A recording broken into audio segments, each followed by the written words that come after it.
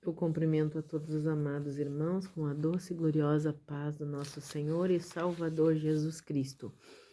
Continuamos a nossa jornada bíblica no capítulo 48 do livro de Gênesis. Algum tempo depois disseram a José que seu pai estava doente, então José foi visitá-lo, levando consigo seus 2 filhos, Efraim e Manassés.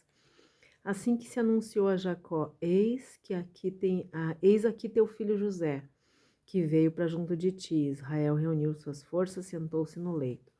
Depois Israel declarou a José: Eu, Shaddai, o Deus Todo-Poderoso, me apareceu certa ocasião na cidade Luz, lá na terra de Canaã, e ali ele me abençoou, dizendo: Eu te tornarei fecundo e te multiplicarei. Eu farei de ti uma grande comunidade de povos e darei essa terra por propriedades a teus descendentes. Agora, portanto, os 2 filhos que te nasceram na terra do Egito, antes que eu viesse para junto de ti no Egito, serão meus. Efraim e Manassés serão meus, como Ruben e Simeão. Quanto aos filhos que gerarás depois deles, serão teus. Em nome de teus irmãos receberão a herança. Quando eu retornava de Padã, para minha infelicidade, tua mãe Raquel morreu na terra de Canaã, em viagem, a pouca distância de Efrata. Eu a sepultei ali, ao lado do caminho para Efrata, que é Belém. Assim que Jacó viu os filhos de José, indagou: Quem são estes? Ao que respondeu José a seu pai: São os filhos que Deus me deu aqui. Então Jacó solicitou: Trazei-me para perto de mim, a fim de que eu os abençoe. Ora, os olhos de Jacó estavam muito enfraquecidos pela velhice e ele já não enxergava bem. José levou os rapazes para mais próximo dele, que os beijou, os abraçou com carinho e emoção. Então Jacó declarou a José: A mim, que não tinha mais esperança de rever teu rosto, eis que Deus me concedeu a bênção de ver teus descendentes. Então José os retirou do seu colo e prostrou-se com o rosto em terra. José tomou a ambos, a Efraim com sua mão direita, para que ficasse à esquerda de Israel, e a Manassés com a mão esquerda, a fim de que permanecesse à direita de Israel, e os aproximou dele. Contudo, Israel estendeu a mão direita e colocou sobre a cabeça de Efraim, que era o filho caçula, e a mão esquerda sobre a cabeça de Manassés, tendo de cruzar as mãos, mesmo considerando que o primogênito fosse Manassés. E abençoa José com as seguintes palavras: Que o Deus a quem serviram meus pais, Abraão e Isaque, o Deus que tem sido meu pastor em toda a minha peregrinação, pela vida até o dia de hoje, o anjo que me redimiu e salvou de todo o mal, agora abençoe estes meninos, sejam eles chamados pelo meu nome e pelo nome de meus pais, Abraão e Isaque, que eles cresçam e se multipliquem sobre toda a terra. Quando, porém, José observou que seu pai impunha a mão direita na cabeça de Efraim, sentiu-se desagradado e rapidamente alcançou a mão do pai e tentou mudá-la da cabeça de Efraim para Manassés. Orientou-o: Não, meu pai, esse aqui é o mais velho, portanto, coloca a tua mão direita sobre a cabeça dele. Todavia, seu pai recusou-se, convictamente lhe revelou: Eu bem sei, meu amado filho. Semelhantemente, ele se tornará um povo também, ele será grande.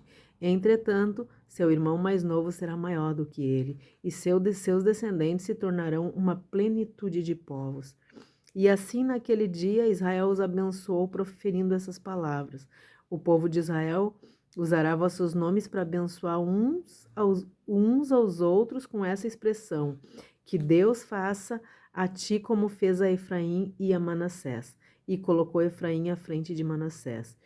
Em seguida, Israel declarou a José: Como vê, aproxima-se o momento da minha morte. No entanto, Deus estará convosco e vos reconsiderará a terra dos vossos pais, reconduzirá à terra dos vossos pais. Quanto a ti, como alguém que está acima dos teus irmãos, concedo-te porção dobrada do que deixo para teus irmãos. Dou-te também Siquém, a região montanhosa, que tomei dos amorreus com minha espada e com meu arco.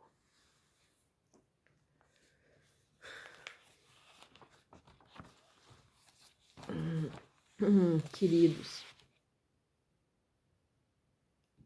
aqui nós vemos que E Jacó tá quase indo, né? O segredo para viver uma infância, adolescência e juventude em harmonia e paz com o adulto que nos tornaremos é crescer dependendo dos princípios e do sustento do Criador. Nesse período não se nota nenhuma preocupação em Jacó com a sua vida espiritual. Ele passa a buscar e se harmonizar com Deus somente na velhice. Todo o capítulo 48 aqui se refere a Deus 7 vezes, e 6 vezes saíram da boca de Jacó. Uma vez só foi expressa por José. José declarou que Deus é o Todo-Poderoso, contou que esse Deus, Jacó declarou que Deus é o Todo-Poderoso, né? Contou que esse Deus apareceu na cidade de Luz e abençoou, e declarou que Deus foi o que deu os filhos para José, e o Deus que deu oportunidade a Jacó de ver José novamente, seus filhos, enfim. Deus é sustentador, criador, pastor, atuante, presente, abençoador. Então a vida de Jacó seria muito diferente desde a infância se Deus estivesse ocupando o centro da sua vida, né? Aqui nos versos 1 até o verso 4, José vai com seus 2 filhos visitar o pai, que está doente. Quando Jacó ouviu a voz do filho, ele se esforça para sentar na cama, para abençoar o filho José e os netos, que eram Efraim e Manassés. Nos versos 5 até o 12, Jacó eleva os filhos de José a seus filhos. Jacó estava abençoando e incluindo os filhos de José que nasceram no Egito entre os filhos de Israel, para que eles fossem príncipes como os demais filhos de Israel. Entenderam? Porque senão eles seriam egípcios, né? Eles não seriam príncipes de Israel. Mas Jacó estava tomando eles como filho dele, para que eles assumissem também a parte do principado, né, de Israel. E a partir do versículo 13 aqui até o 20, Jacó está velho, limitado pela visão, trocou as mãos, inverteu a bênção do primogênito para o caçula, do caçula para o primogênito. José tentou mostrar, mas Jacó não cedeu. De forma que a maior bênção que deveria ser dada a Manassés foi dada para Efraim. Embora os dois tenham sido abençoados, né? Aí, a partir aqui do versículo 21, no 21 e no 22, José recebeu a promessa com a certeza de Jacó de que Deus estará com ele e fará sua descendência retornar a Canaã. E ele declara que a maior parte da terra foi destinada para José. Jacó é uma prova de que passar tempo com Deus molda o caráter do ser humano. Jacó não dependia mais de si mesmo e não confiava mais no poder e na astúcia do ser humano. Quando Deus passou a ser o centro da vida de Jacó, as atitudes dele passaram a ser regidas por Deus. E nesse capítulo nós podemos ver o quanto é bom ser regido por Deus. Mesmo quando a nossa mente não pode compreender nadinha. Mesmo assim. Se Deus for nossa prioridade, queridos, falamos dele o tempo todo. E enquanto nós vamos falando dele o tempo todo, nós vamos amadurecendo, né? Falamos dele, falamos com ele. Intercalamos falando com ele, falando dele. E a nossa fé vai amadurecendo, a nossa vida espiritual vai amadurecendo. Com cada ação que o Espírito Santo vai fazendo através de nós. A vida de Jacó tem sido muito, muito diferente. Mas teria sido muito diferente se ele tivesse crescido num lar, né?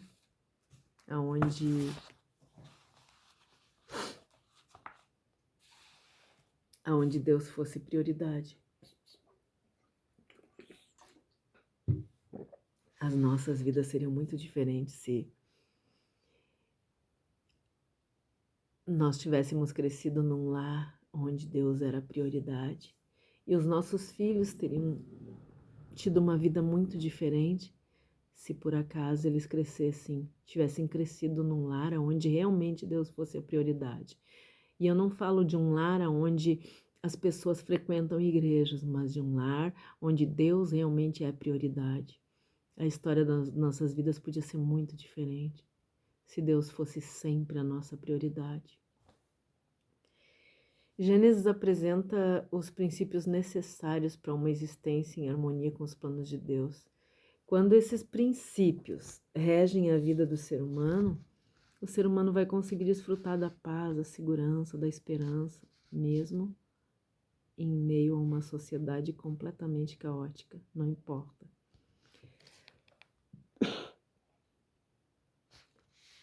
Ali também está o princípio do casamento, da relação sexual, da família, que é o projeto de Deus.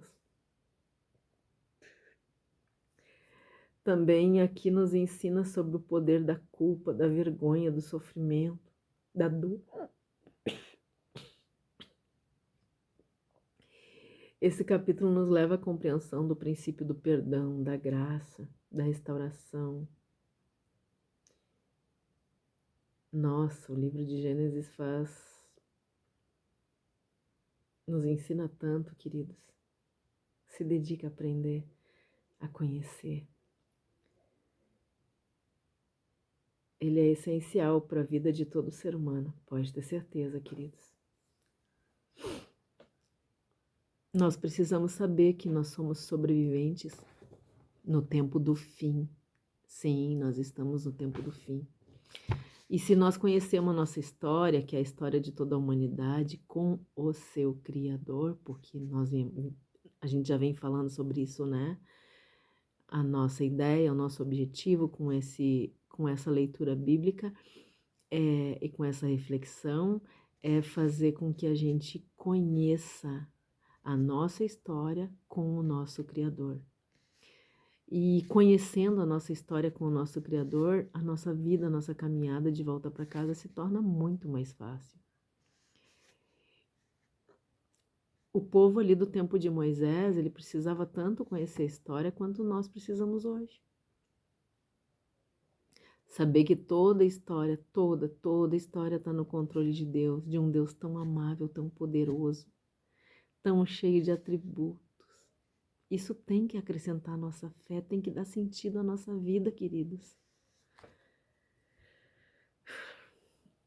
São 38 capítulos que cobrem 300 anos da história dos israelitas, revelando o trabalho de Deus na restauração de tudo que o pecado destruiu. E aí, só lá no capítulo 48, que no versículo 16, né, que pela primeira vez Deus é mencionado como Redentor, Libertador e Salvador.